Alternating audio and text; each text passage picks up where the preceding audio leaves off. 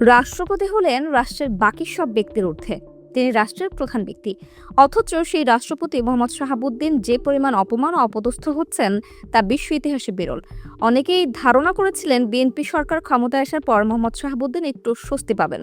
অথচ বিরোধী দল জামাত ও এনসিপির সংসদ সদস্যরা রাষ্ট্রপতির জীবনযাপন অতিষ্ঠ করে তুলেছেন। এরকম পরিস্থিতিতে লজ্জায় ও বঞ্চনায় রাষ্ট্রপতি পদত্যাগ করে ফেলেন কিনা এখন সেই প্রশ্ন ঘুরপাক খাচ্ছে রাজনৈতিক অঙ্গনে।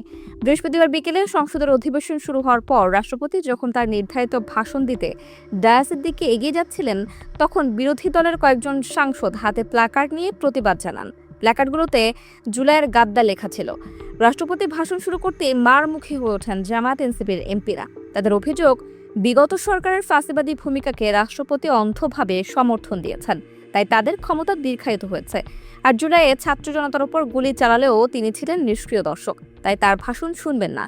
একই সময় এনসিপির গুরুত্বপূর্ণ নেতা নাসিরউদ্দিন পাটোয়ারি লেখেন, চুপ্পর দুই গালে জুতা পড়ুক তালে তালে। তবে শুধুমাত্র জামাত এনসিপি নয়, আওয়ামী লীগের নেতাকর্মীরাও মোহাম্মদ শাহাবুদ্দিনকে বেঈমান গাদ্দার আখ্যা দিচ্ছেন।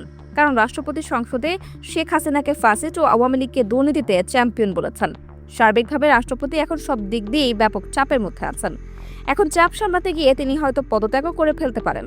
এখন দেখার বিষয়, রাষ্ট্রপতিকে নিয়ে এমন বিব্রতকর খেলা আর কতদিন চলে।